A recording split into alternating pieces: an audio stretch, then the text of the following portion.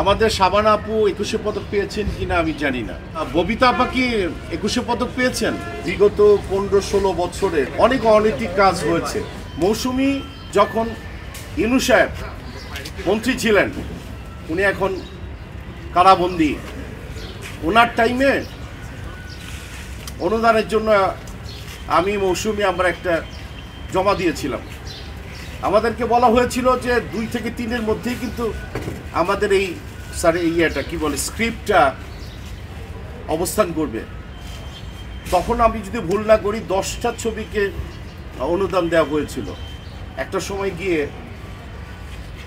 আমরা জানতে পারি যে 10 তো দূরের কথা, 12-র মধ্যেও নাই মৌসুমীর ইয়েটা। কিন্তু মৌসুমী কিন্তু এদেশের জাতীয় কবি কাজী নজরুল ইসলামের উপরে কিন্তু মেহেন্দিকার বানিয়েছেন। পাওয়া উচিত ছিল, আমার স্ত্রী বলে কথা না, পাওয়া উচিত ছিল। আমার সে যদি বন্ধু হতো, পাওয়া উচিত। আমি প্রশংসা করি।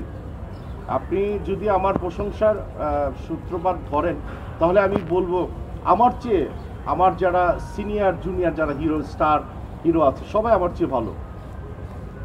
আমি সবাইকেই প্রশংসা করছি।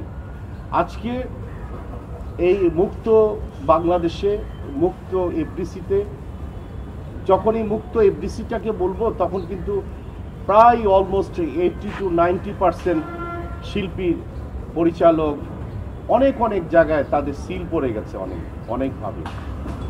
সিল ছাড়া কিন্তু কেউই নাই। কিন্তু আমার মনে হয় যে কয়েকদিন আগে আমার ব্লগে একটা কথা আমি বলেছিলাম যে আমি ছেড়েছিলাম, আপনারা দেখেছেন কিনা জানি না। আর আমার কিছু মনের কথার জন্য আমি পার্সোনালভাবে আপনাদের সামনে, তোমাদের সামনে আমি হাজির হয়েছি। একটু আগে আমি বললাম যে সেন্সার সার্টিফিকেশন অলমোস্ট 33-34 হয়ে গেছে। তো এখান থেকে কিন্তু দেখে আসছি কিন্তু এই বিগত 15-16 বছরে, 17 বছরে অনেক অনৈতিক কাজ হয়েছে এই চলচ্চিত্রে। এবং কথা বলি, বিগত দিনে 21শে পদক যারা পেয়েছে প্রায় 50%।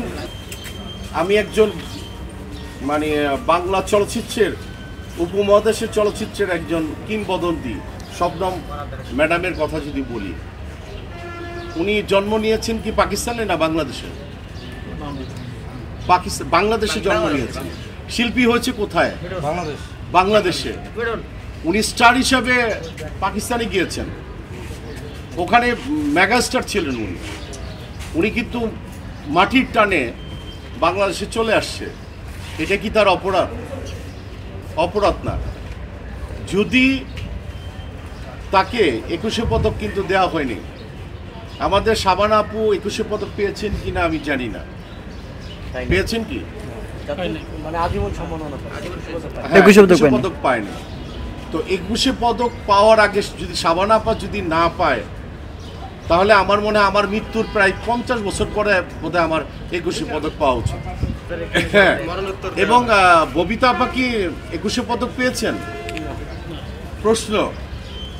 এই ইনসার্টগুলি আমি নিতে চাই যে ওরা এক একজন বলছে যে পায়নি।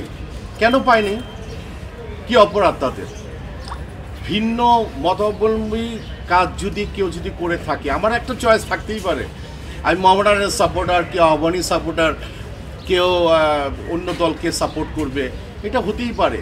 কিন্তু চলচ্চিত্রের দিকে যদি আপনারা যদি তাকান, তার মেধা, তার চলচ্চিত্রের বয়স, তার প্রজ্ঞাপন সব কিছু মিলেই তো তাকে দাম দিবেন,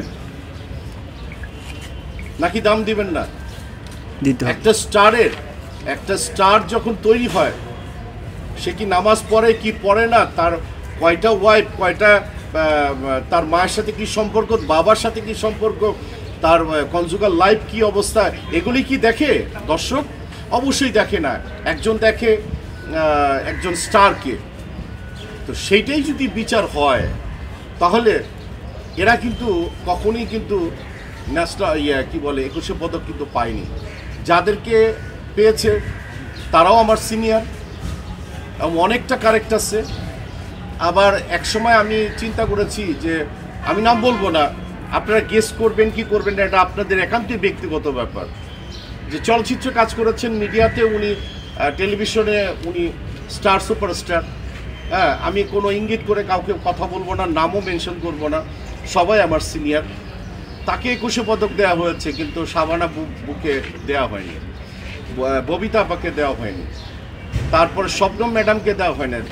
তার অপরাধ সে পাকিস্তানে ছিল বিধায়, এটা তার অপরাধ। তো এই বিষয়গুলি আমাদের চোখের সামনে কিন্তু হয়েছে কিন্তু